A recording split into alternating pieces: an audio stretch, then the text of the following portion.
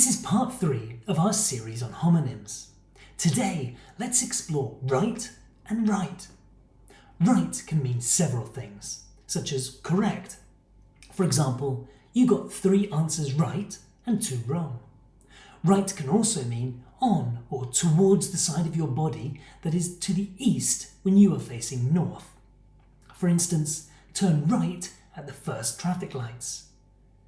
On the other hand, right means to make marks that represent letters, words or numbers on a surface. For example, when you fill in the form, please write clearly in black ink. Let's use the words together to help you remember them. I need to write my name on the right side of the paper. In this case, you're using both homonyms in the same sentence to describe the location where your name should be written.